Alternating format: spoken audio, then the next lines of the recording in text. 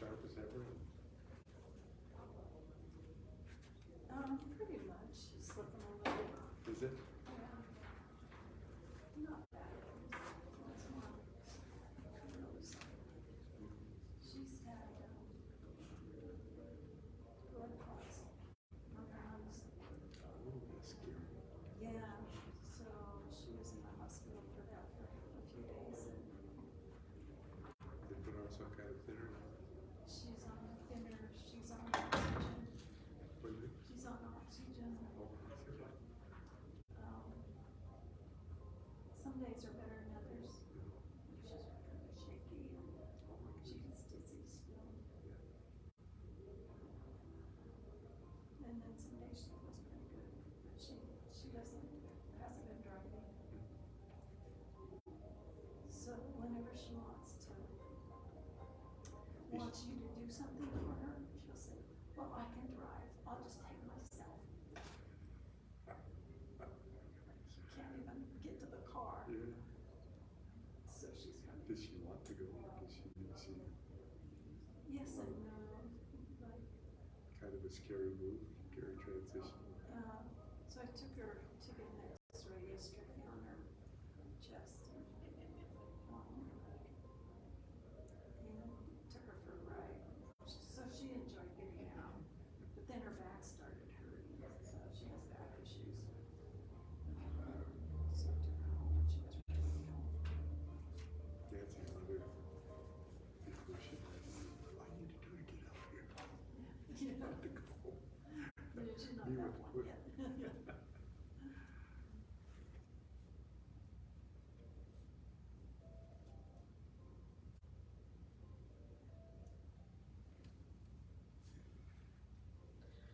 Okay, it's like I can have my choice of.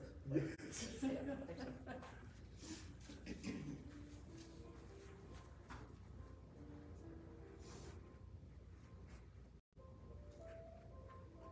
Go and visit her for a second, since that's not.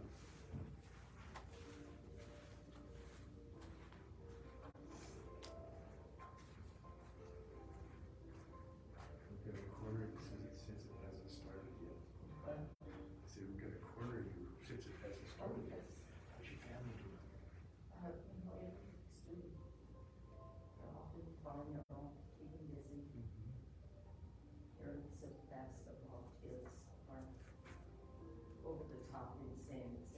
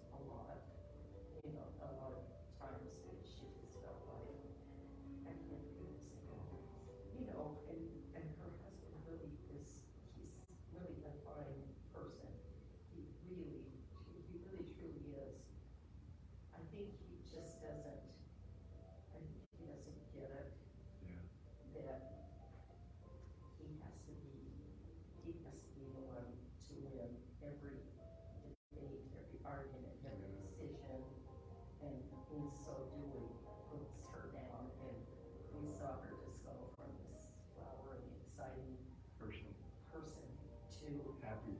just shrinking. Oh, So, anyway, it's been, how's she doing now? he, How's she doing? she's doing fine.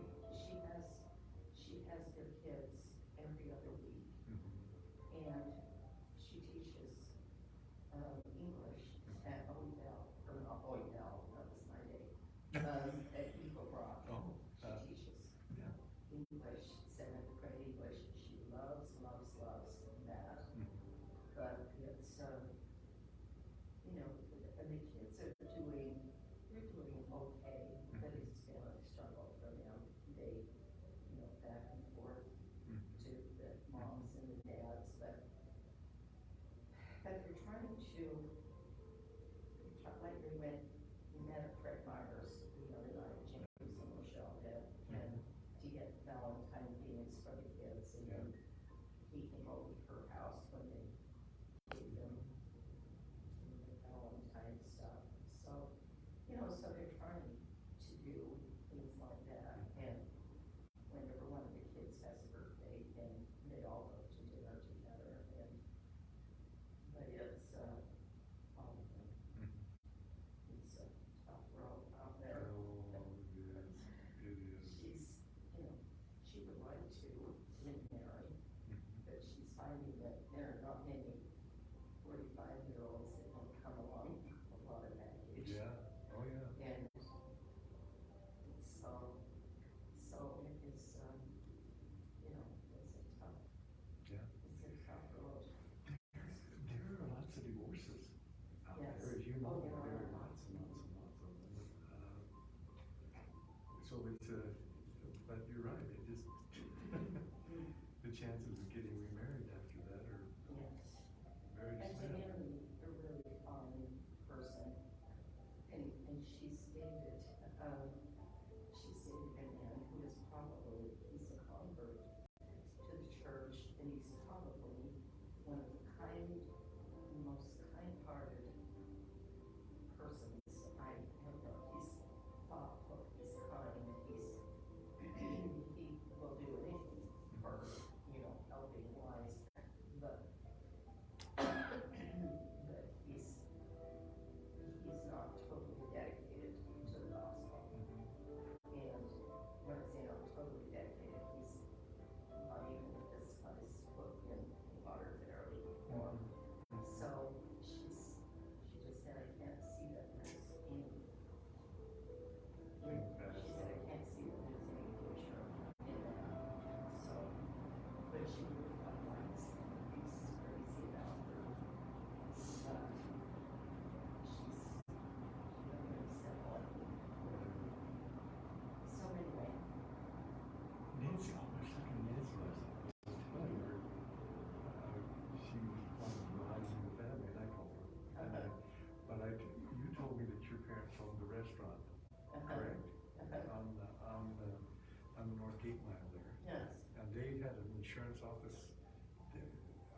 Their parents had one across the street, right? Her parents had one across an insurance office or something across the street from where your parents' restaurant was, or did I misunderstand that? an insurance thing. Well, a business. Did they have a business? My family. No. Your family had the restaurant, you told me. Right. But you were telling me how you tied in. Oh, Erwin was a barber. Oh, okay. He was a barber, and right on the corner of Cleveland and the North Gate Mile, there's a barber shop.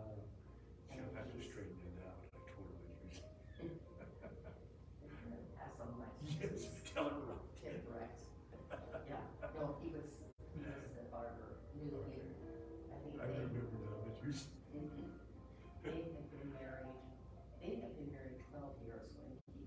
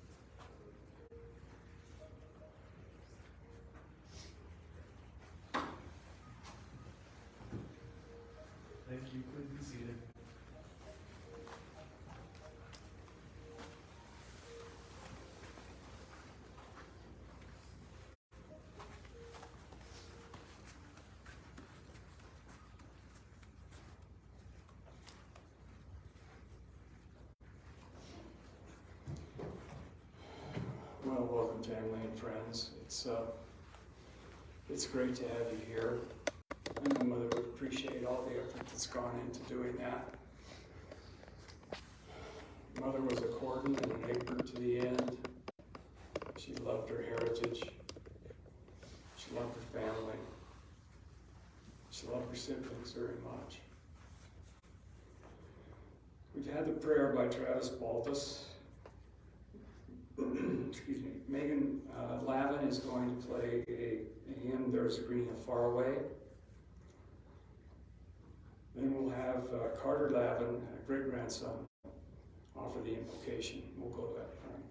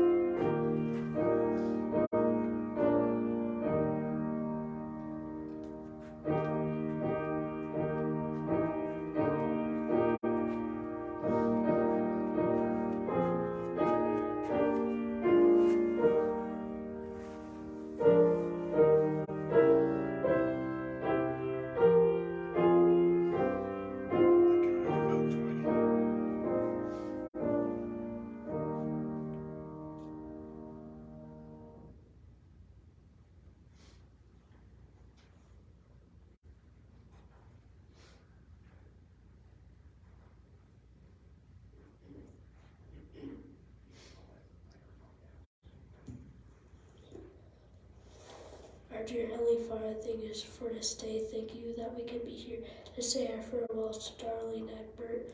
Please bless that today will go well and that we'll be able to cope with our grief. Please bless that today everything will go fine. I say this in the name of Jesus Christ, amen.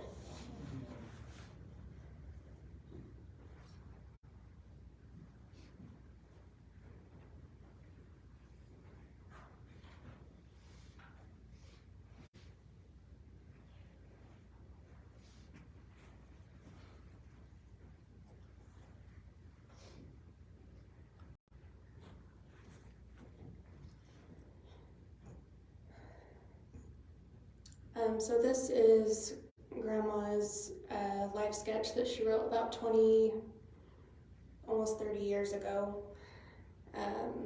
So I'm just gonna read it. I, Darlene Corden, the daughter of Charles A. Corden and Ada Bell Moffett Corden, was born May 16th, 1929 in Driggs, Idaho.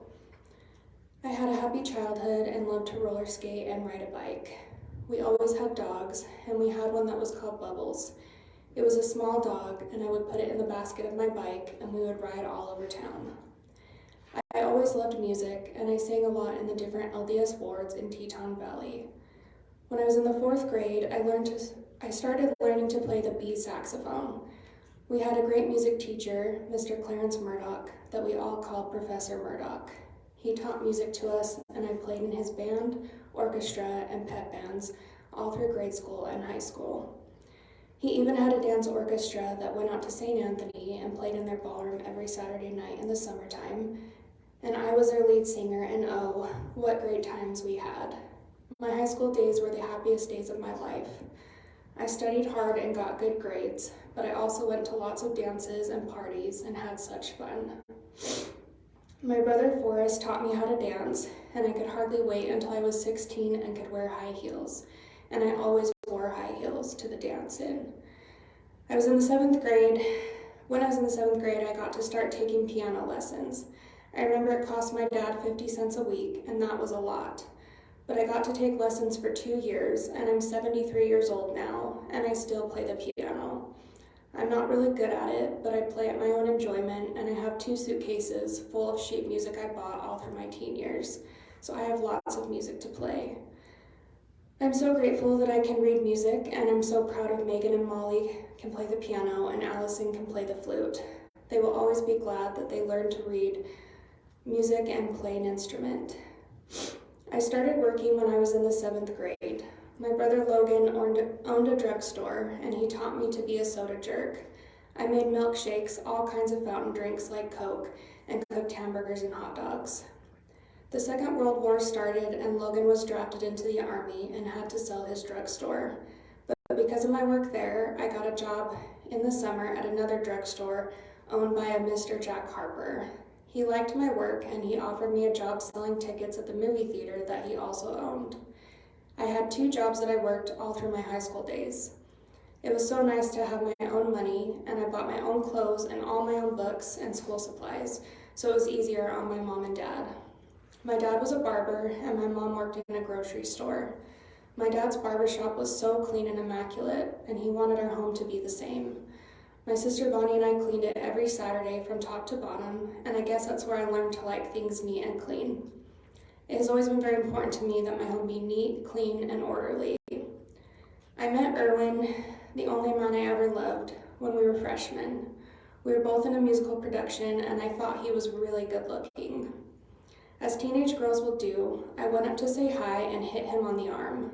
What I didn't know was that he was holding a knife he used in the play, and I came down on it with my arm, and I really cut my arm, and they had to take me to the hospital and put 3 stitches in it. It hurt, but I still went back to the school and danced in the part that I had in the production. So that is how our romance started. He felt so bad that he cut me, but it was my fault for wanting to flirt with him. We had a lot of fun through high school. We went to many dances, and by the way, he was an excellent dancer. And people always said we sure looked good together on the dance floor. Erwin participated in football, basketball, and track, and I was always to the games because I played my saxophone in the pep band, so we were together a lot. We both dated other people once in a while, but we always seemed to go back to each other.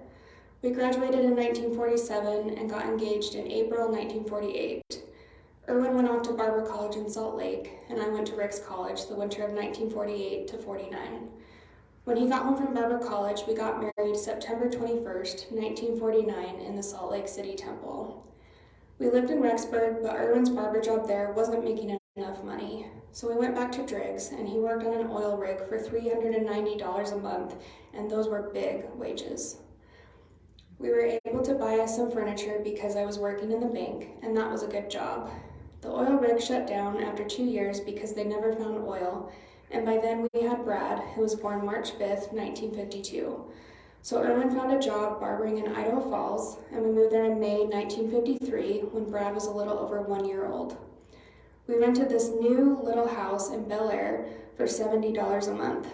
It had 2 bedrooms, a garage, and was just a darling house. It was so much nicer than the dinky places we had to live at in Driggs. I fixed it up real cute and was so proud of it.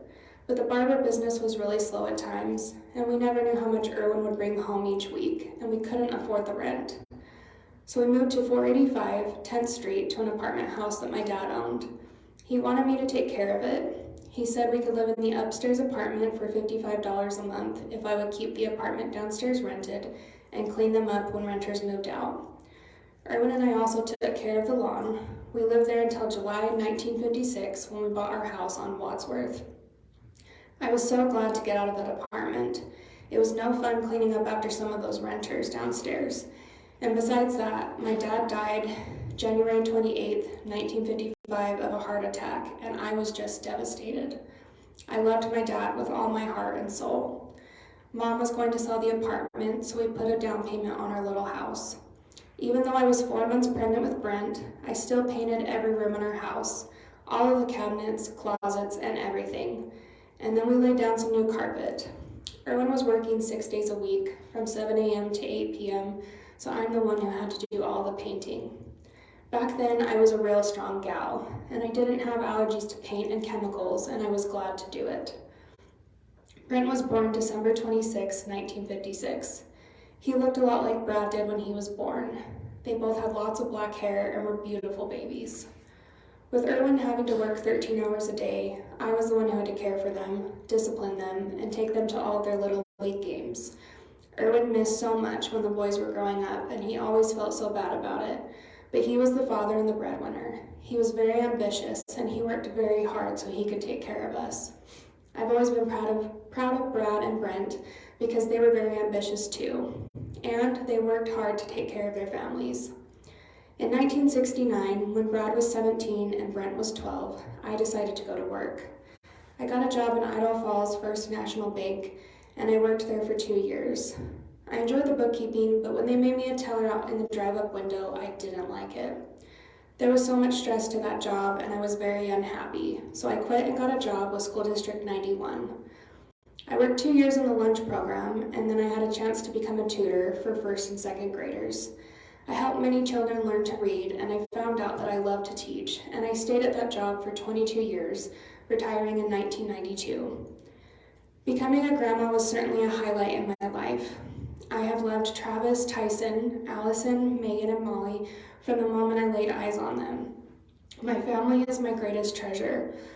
The times that I have been able to tend my grandchildren and spend time with them are very precious to me. I hope they know all of the great love I have for them. I want to talk a little bit about my mom. She was such a good mother. She always took good care of me and taught me how to work, wash and iron, scrub and clean. When my dad died in 1955, she soon sold our home in Driggs and moved to Idaho Falls and got a job at LDS Hospital on Memorial Drive. She was an LPN, which was a licensed practical nurse. She was so compassionate and kind to people in the hospital, and she worked there until she was 75. When she was 77, she had a stroke, and it left her paralyzed, blind, and she couldn't speak. It just broke my heart to see her like that. I loved her with all of my heart and soul. She lived 3 weeks and then died April 8, 1973. Erwin retired November 25th, 2000, and then we went to St. George and rented a trailer from the Fells and stayed there 2 months. Then on October 23rd, 2002, we bought a park model trailer at the Templeview RV Park where we stayed before, and also where Bonnie and Lyle had their trailer. On March 28, 2013, we sold our park model trailer. After nearly 10 years of going down to St. George for the winter, we decided it was best if we came home because we knew Erwin was going to have surgery, and we wanted to be here in Idaho Falls where we knew the doctors. Erwin was diagnosed with cancer of the prostate in 2013, and it spread to other parts of his body, like his forehead, and then it was found in his mouth. And he had many surgeries and chemo and radiation, and then it went to his stomach. The last 2 years of his life were terrible. He died here at home November 28, 2018, with all of us here by his side. That was the last that Grandma wrote of her own life sketch, so here's what we added for her last 4+ years of life. Grandma resolved to stay in their home to the very end. She hated still having a yard to worry about and snow removal, but enjoyed being in her own home. She also was able to drive herself around up until a couple months before she passed, and was really proud of that accomplishment. She valued her independence and enjoyed going out for a drive when she could. And she still played You Are My Sunshine and other favorite songs on her electric keyboard. Brad lived with her for the last few years. She lived through a global pandemic. Up until the pandemic, she was still walking regularly at the mall and was able to resume it after the pandemic, up until her last few months of life. She was an avid mall walker, going bright and early around 5 times a week. She was a voracious reader, especially Western novels, and loved her afternoon soap operas. She loved watching the Utah Jazz basketball games on TV and could tell you any fact you wanted to know about the team and their players. She had wonderful pumpkin and chocolate chip cookies. Her frozen lemonade dessert was also a summertime staple. Don't forget her cherry pie and chocolate cherry cake. Whenever any grandkids or great-grandkids came, she was sure to have their favorite candy in the candy dishes or in individual plastic baggies, a habit she probably picked up from always having candy and soda stocked for Grandpa. It's also worth noting she made a home-cooked meal, many of which were before the invention of the microwave, for Grandpa every night. She also never had a dishwasher and hand-washed every dish. Generally, Grandpa would dry the dishes as she washed them, but if company was over, she would, as she put it, slick them right up and let them air dry so that Grandpa could join the company in the living room while she listened and joined in from the kitchen. We can never remember her not wearing nylons underneath her slacks and was always dressed nicely when we saw her. She was known for her birthday cards filled with her wishes and love, written in her best cursive, along with her hand-drawn lines to make sure it was neat and straight. And you never had a birthday without a birthday call from her as well. Her life spanned from black and white movies to the invention of smartphones. While she never owned a computer or smartphone, she did get a cell phone and a flat-screen TV. She loved her weekly phone call with Molly and enjoyed when Megan and her family moved back so she could see the great-grandkids. She missed Grandpa very much, and while we will miss her dearly, we hope she's enjoying not having any more Idaho winters and is dancing the Teton Stomp with Grandpa again. We love you, Grandma, and we'll see you again and look forward to a hug from you. Grandma also asked that this be included. She says, I read this in the article in the newspaper of Ann Landers, and I thought it was really special, and I have tried to live my later years just like this article said. And she called this Darlene's Creed. Dear God, my children are all grown now, and I have wonderful grandchildren. I love them all so much, but please, God, let them remember that I have lived, loved, and enjoyed this life. Do not let me take away from their enjoyment by complaining about every ache and pain. I have earned them all. Please keep me from mentioning my swollen joints, stiff knees, poor eyesight, and anything else that isn't as good as it once was. Let me remember that I have enjoyed a full and wonderful life and have been blessed in so many ways. Now it is not the time for me to begin complaining. Please let my mouth be closed while my ears are open to hear the fun they are having. Let me remember that I am still setting an example for them, and if I keep quiet, they will forever think that I never had a single ache or pain in my life, and that I miraculously escaped the ills of old age. They will in later years remember me with pleasure and say, I wish I had her genes. She never had anything wrong with her. That, dear Lord, will be the best legacy I can leave them.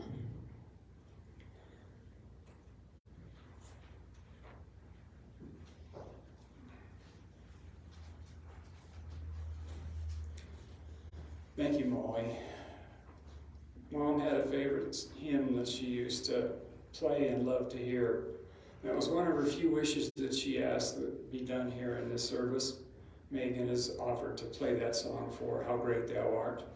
And after that, we'll have some time to share some memories together.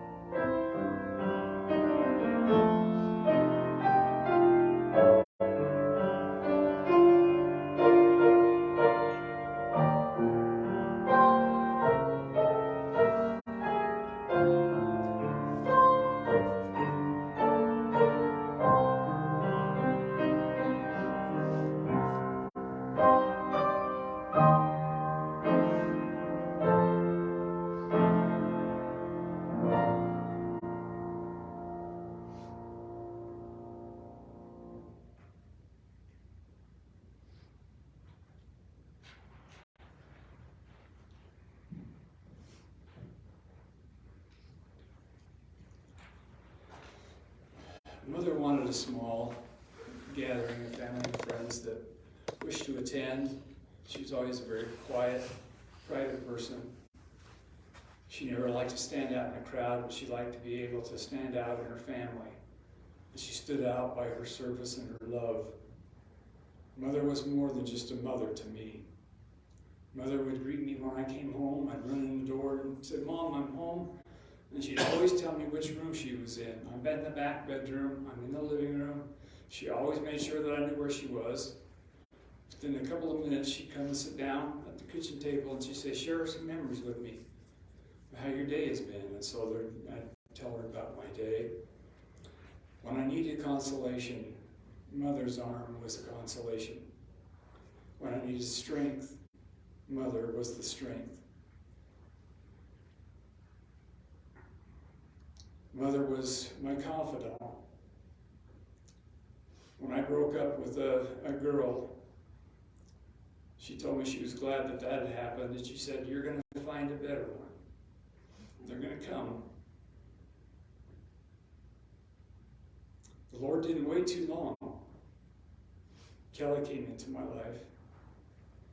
Kelly and my mom had a great bond and a great relationship with each other.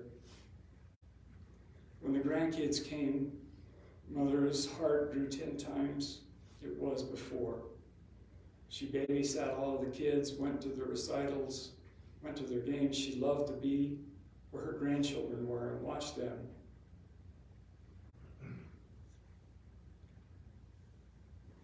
She said I needed to do this, put my hands on the podium like this, because that's the way she saw me do it in the past.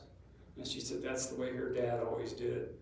When he stood at the podium at church, he would hold on both sides of the podium and stand up and speak out.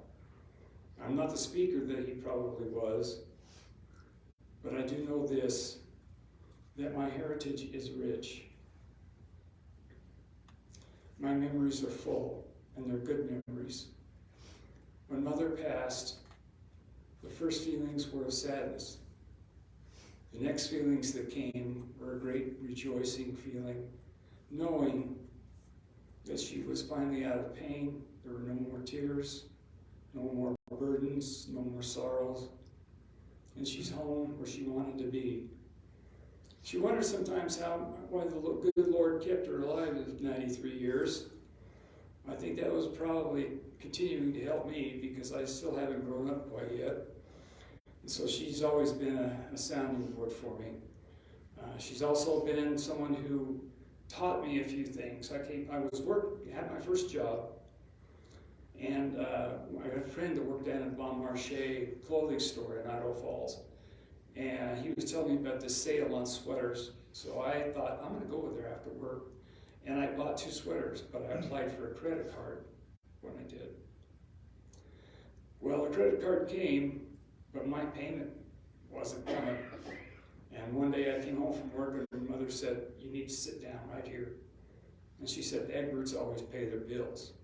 And she said, "This has come, and it's a late notice, so I'd like you to get your checkbook and let's fill that out." Even though I was an adult, I learned a lot from her at that point. I used to watch her balance the checkbook. She always made do with what Dad made. She supplemented it, as was said in her life sketch, by doing some outside work. She was more worried about me on my 12th birthday, being home by myself, than she was about being at work that day.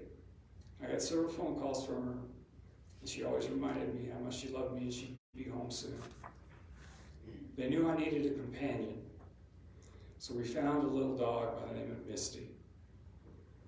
Misty was a sweet little thing.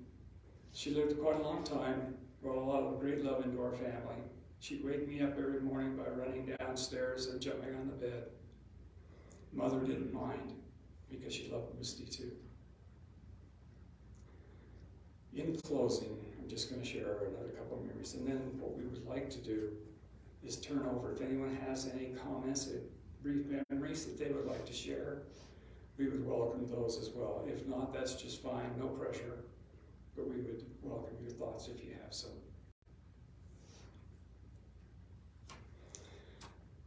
I have a testimony of the church for Jesus Christ of Latter-day Saints because of my mother. I leaned on hers for many years. It wasn't until I was older that I ventured out to try and find my own testimony. When it was weak and shaky, Mother was there to prop me up and remind me of the blessings that we enjoyed being members of the church. Her greatest joy was being sealed to her family and knowing that the day would come when all of these hard times are gone and that she would live again with us. I'm sure Brad's like me. He wishes that she were here, but we're happy that she's out of pain. I know that Mother will greet both of us there and all of our families because that's Mother, and she'll be at the front of the line. It won't be Dad, it'll be Mother at the front of the line to meet us. We'll go ahead and turn the next few minutes over. As I say one parting word, and that is, I love you, Mom. I love you, Mom.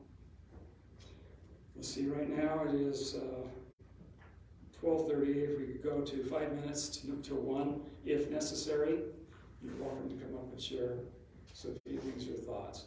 But 5 to 1 or a little earlier, we'll go ahead and end, and everyone that's wanted to speak has spoken. And then we'll prepare to go out to the building memorial.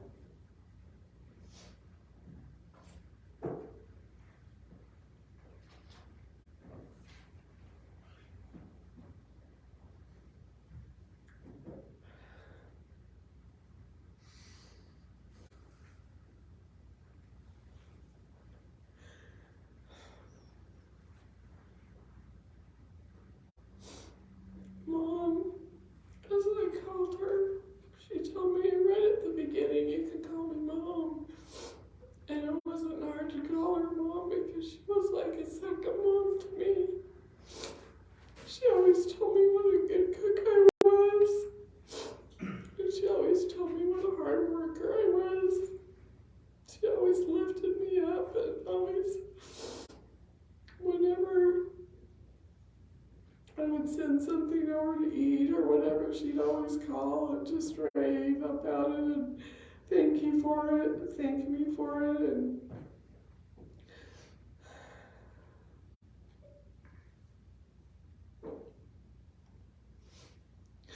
my only regret is that I didn't go over more towards the end.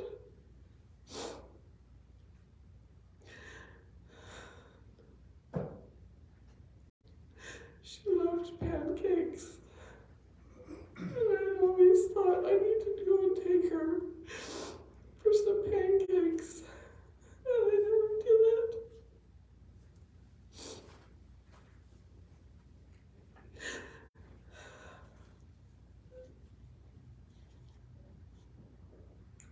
I loved her like a mom.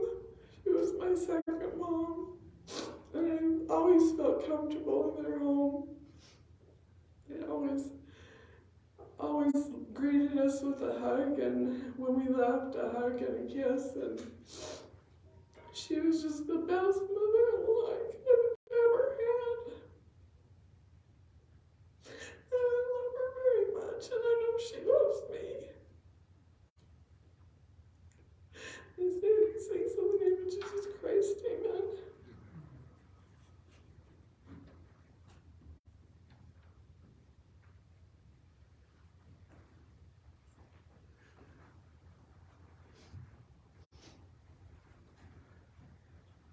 I shouldn't go out to my mom because I'm a sympathy crier. She gets me every time. I didn't appreciate it. Could hear her crying when I was playing the piano because that did not help. I just wanted to say a few things, and I'm sorry I already got up to my musical number. But I love my grandma very much. I just wanted to be able to say it one more time. She was just the quintessential grandma. Never said no when he wanted extra candy. And I can tell that she set such a great example because my parents are fantastic grandparents. Just a few quick memories, when I started making babysitting money, I really wanted to be able to surprise my parents and my siblings with what I was getting them for Christmas. So it became this tradition that she would take me Christmas shopping. And it was always so fun to spend the time with her, just me and her walking through the mall. And because she would mall walk every day, she'd have her eye out. This store has this store has that. And I remember anytime she'd drive me, she'd tell my mom, "Don't worry, I'm going to drive careful because I have precious cargo." And that always made me feel good. And I loved to spend time with her. Her home was so welcoming and loving. I remember even just being a teenager. My teenager wants to drive and go to their grandparents, but I did. I would just love to drive over there and visit with her. And even though we moved away shortly after, I just still had such a close bond with her because there wasn't a recital that she missed, and she just knew like all my friends' names and was so interested in my life. And she, like it's been mentioned, she would call every birthday, any little occasion, anything she could celebrate with me. She'd call me over the phone and she'd call and check on my boys. And I always felt such a kinship with her when I had just my 2 boys, because she would say, "I know how it is to have 2 boys." She'd even call on my anniversary. I get a happy anniversary from my husband and a happy anniversary from Grandma. And even though it can be rowdy having 4 kids, I never felt like she didn't want me to come over. She didn't care if they were rowdy or noisy, and she always had their safe allergy-friendly candy. She wanted to know what she could buy them, had the remote ready for them, knew what channel was the kids' shows, and just was always so loving. I remember growing up, my mom would do her Avon on Mondays to try and consolidate it, and I loved Mondays because that meant Grandma would be there when I got home from school. And she'd have a little baggie full of Gushers and one of her chocolate chip cookies, and she was just the best. And I've always felt so loved, and I've always felt like she was proud of me. And she showed it through word and deed and action. And I think part of the reason why she made it to 93 is because the Lord wanted her to be able to have a little more influence on me and on my kids. And these last few years were just a joy to share with her. I was so grateful she got to see my house, and she just was so kind about it and was so excited with me. And I'm so glad my kids had memories with her and that they got to know her a little bit better. She, I think, spent every Thanksgiving and Christmas and Easter and was at every kid's birthday every year, and that meant a lot. She always made the time and had the gift ready to go in her purse with the card. And she'll be so missed, and I hope that we can make her proud by the way we continue to live our lives. I love you, Grandma.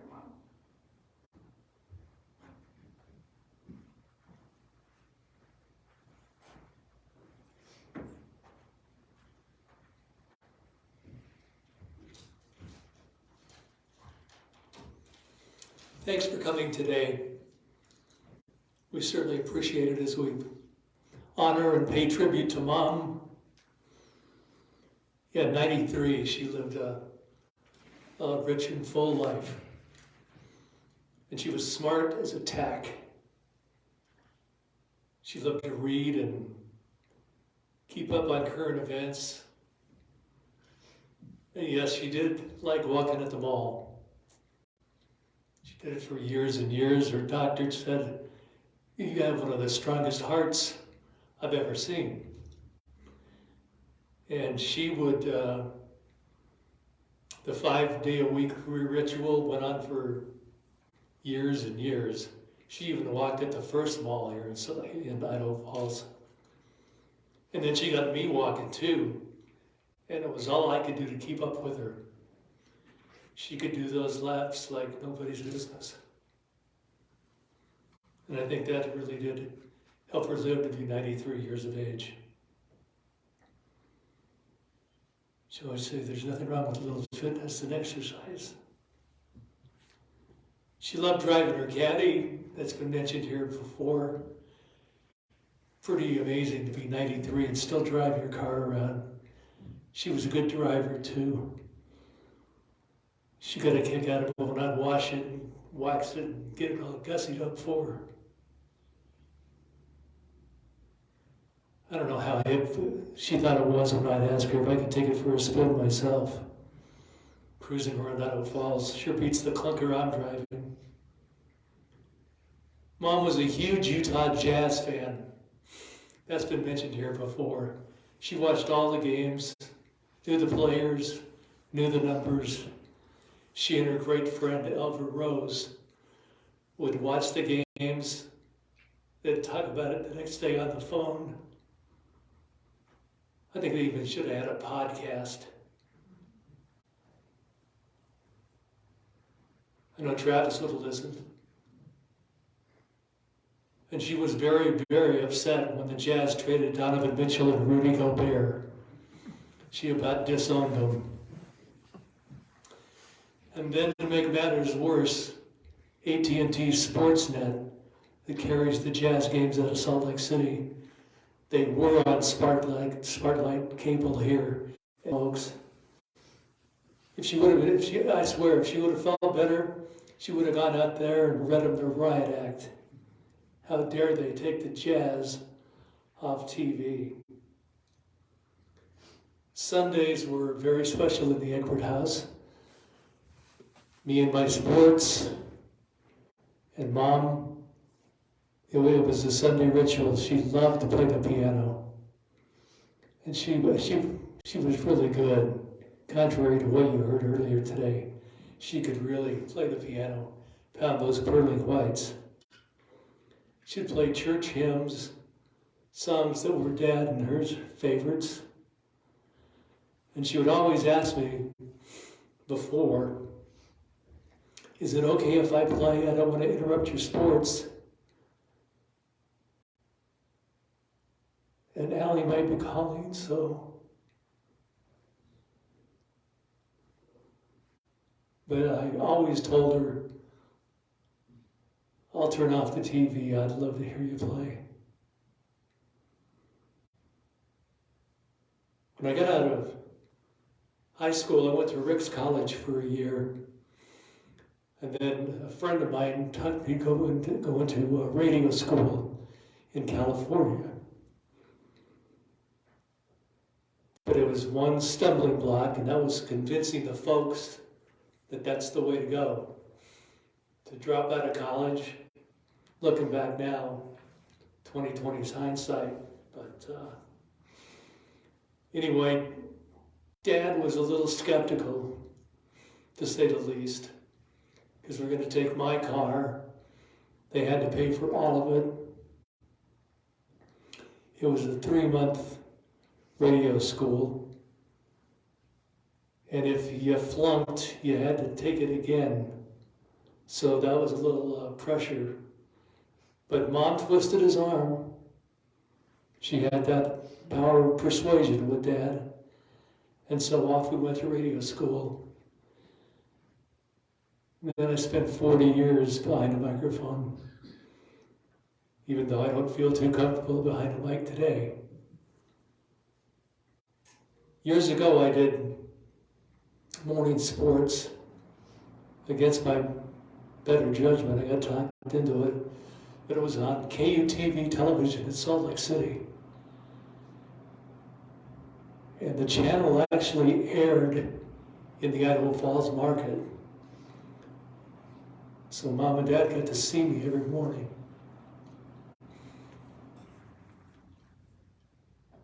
And I had to put on my own makeup before going on the air, and it was just, you'd spend hours and hours putting together a television sportscast, and they'd give you like 2 or 3 minutes, and then go, cut. But I had 2 big fans. And they would critique me at times too.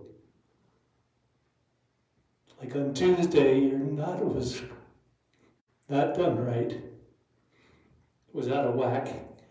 And then of course my dad, son, you need a haircut.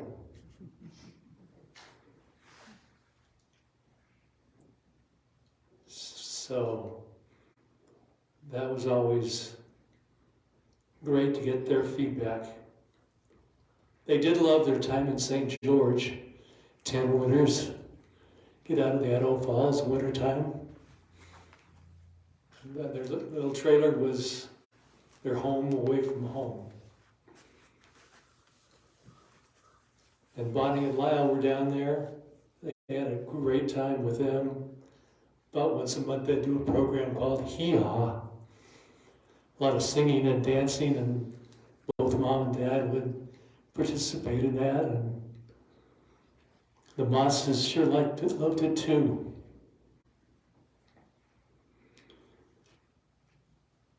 I love Mom. She was a great example. She sacrificed a lot for Brent and I over the years. We were always number one. In closing, I love you, Mom. She was an amazing mother, grandma, and great-grandma. When you think of Mom, think of this. Forever in our hearts, always our inspiration.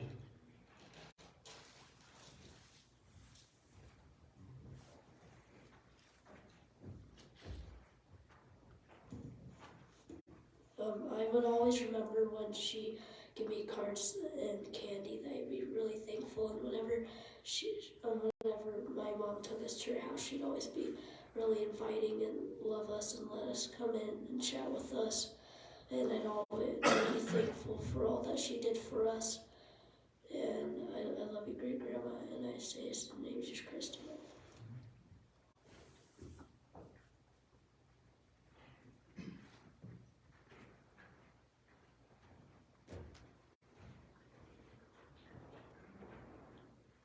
I'm going to try to keep my composure.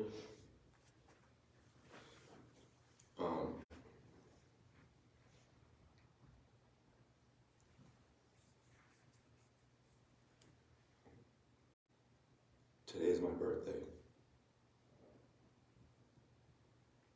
And I'm pretty sure it's the first birthday in the past 15 years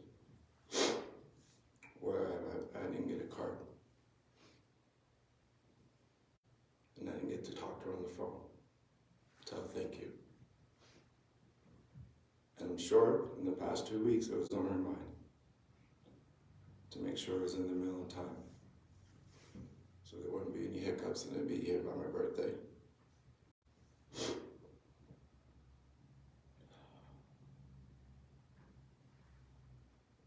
Grandma and I had a bond,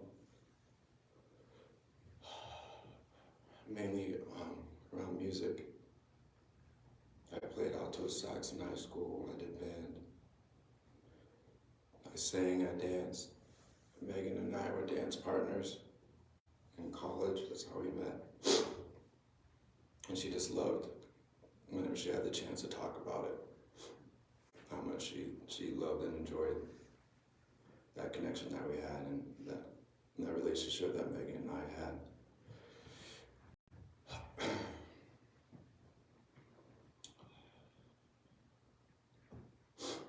When I think of Grandma, I think of the story that would always seem to come up whenever we were around her, about how she was the recess monitor, and it was a cold day, and she took it upon herself to tell the kids to go wait inside, and the teacher didn't like it, and the principal supported her in that action.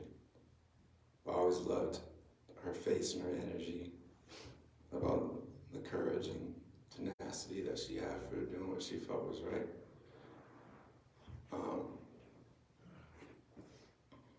I'm grateful that we were able to move here the past 4 years, and that my kids were able to get to know her firsthand and up close. She always made it a point to call and send cards. It was nice to have her for Thanksgivings and birthdays and baby blessings and all the monumental events that we were able to have here. And whenever we were in Utah, even though we were in Utah, she would always make a point to reach out to us whenever she was aware of a monumental event, whether it was graduation or a new job.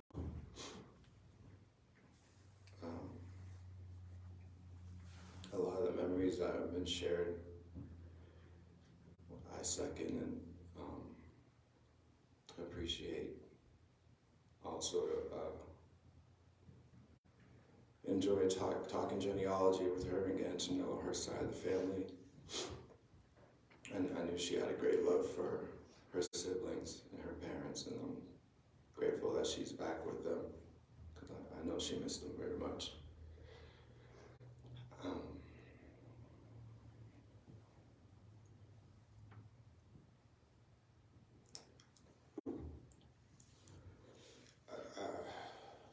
I was unfortunate to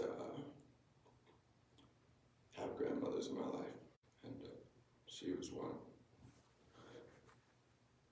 I appreciate the hugs. She too would tell me how much she was proud of me and how hard I worked, and our family always appreciated and always took the opportunities to go serve her and go over to the house and help her any time that I could. Which that was the last time I saw her, was a couple weeks ago when I was doing that. And as always, it was a greeting and a goodbye with a hug.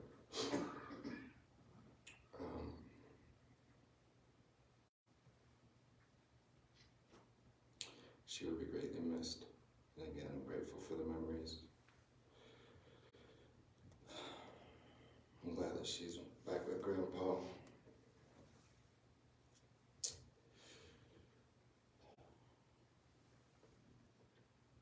And I share that with you guys. In the name of Jesus Christ, amen.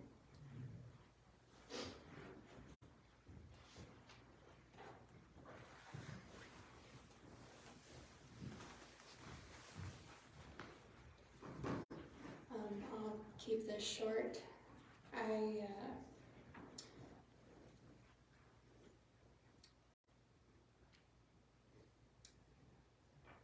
Grandma was one of my best friends, and my entire life is just memories of her from the time I can remember. She was my biggest cheerleader, and I have many memories of sitting with her in her living room, telling her probably the silliest things for my age, and she always made me feel like I was an adult and that my problems were her problems.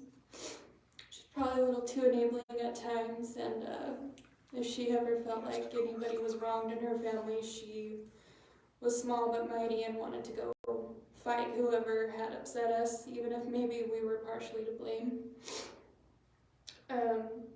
We played many card games, and I'm sure she probably was always letting me win. I don't think she was as bad as she claimed. I will always think of her with chopsticks on the piano. We played that together a lot, and she taught me the simplified part, and she would play the more complex one. I have a memory when I was a child.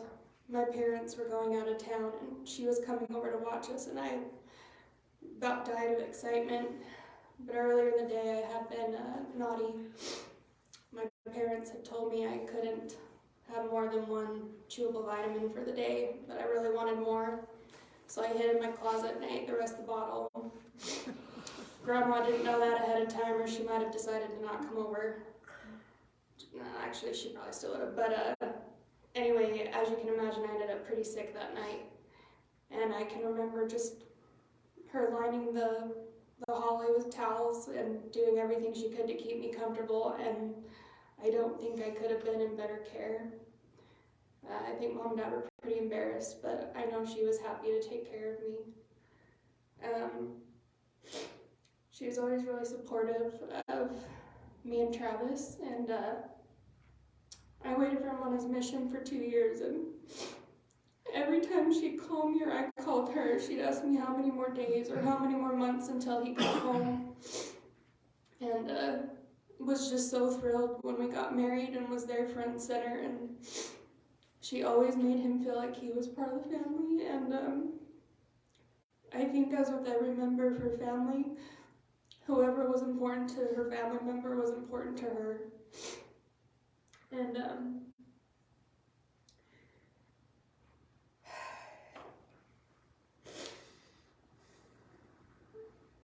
I will just, I'll really miss our weekly phone calls. last Sunday was the first Sunday that we haven't talked. And I'm grateful for the many years I got with her. I know not everyone gets that chance. So, I love you, Grandma.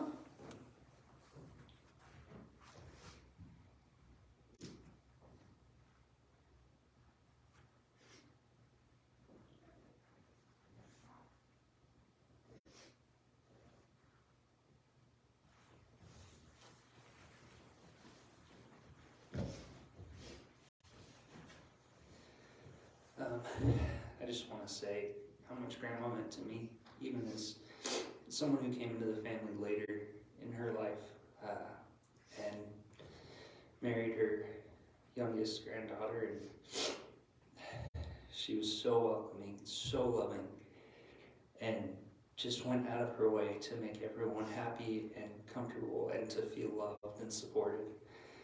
And the bond that she had with Molly especially just was the most beautiful thing to ever see. Grandma's love is such a great example, and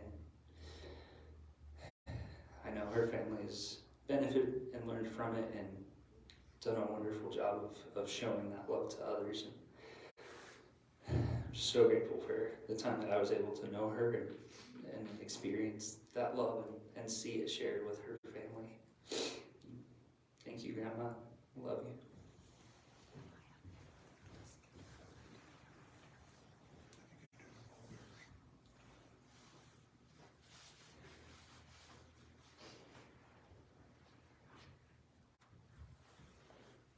One thing I've never learned how to do is read lips very well. Is there something that I'm missing?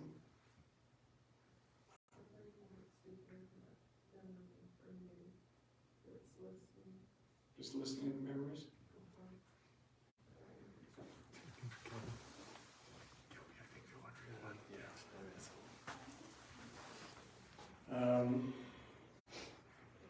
Come on up, Kelly. You're part of the family now. Oh, yes, I do. I do. But I will get it right. Yeah. Okay.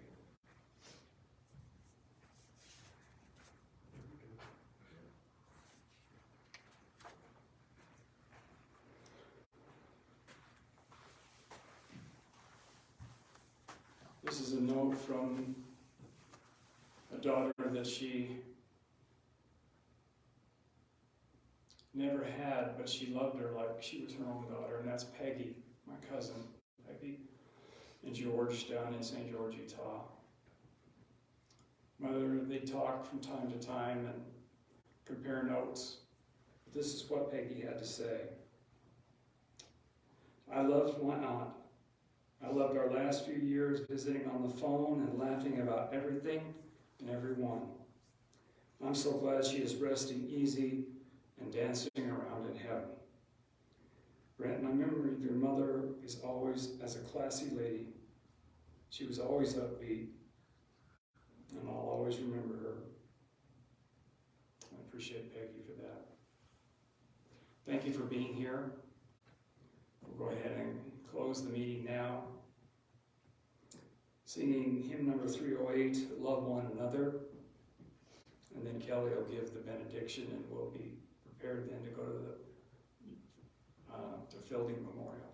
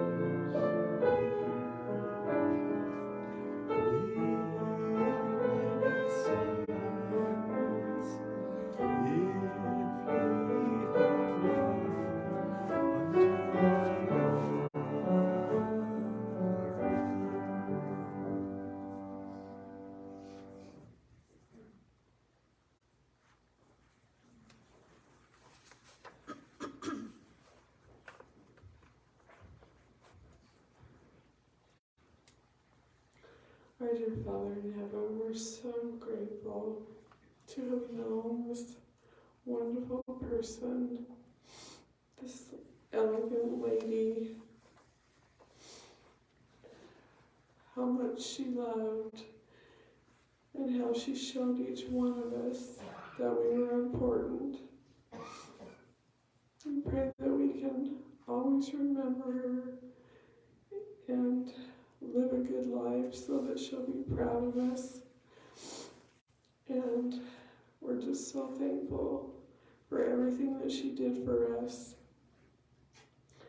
And we pray for safety on the way to the cemetery and back. And please bless the food also. And we say these things in the name of Jesus Christ. Amen.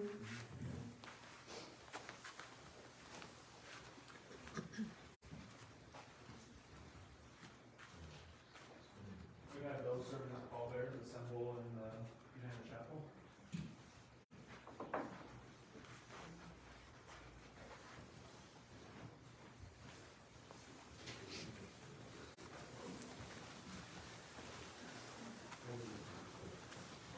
Could everyone please rise?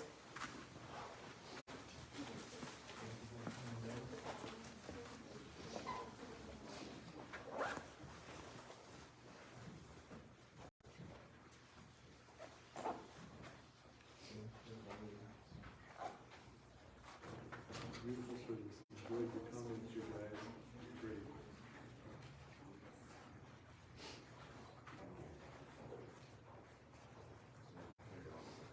Yes. The center one's the strongest, right?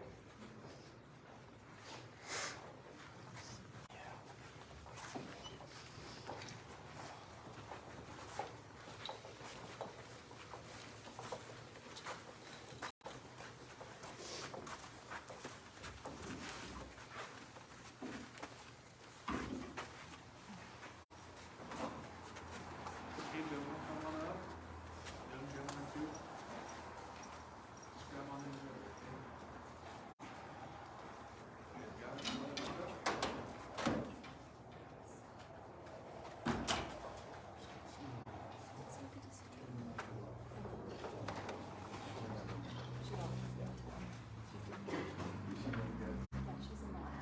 Well, she's a mom. Okay. Let's see that. Yep. Nice. Oh, hello, and enjoy that nice weather. I will. I'll try and send some your way. Yeah, thank you Thanks if for you coming, would. you guys. Sure. Safe travels.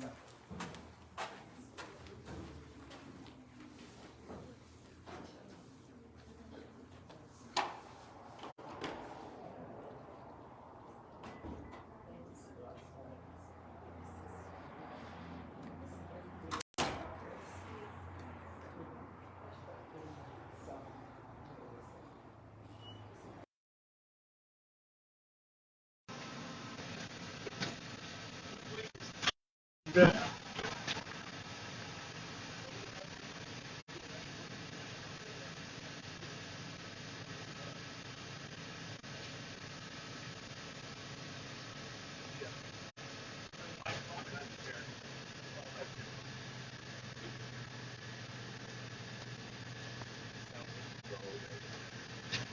Yep. It's that building, I don't know where, in the ground, I know that though. Sure. Sure.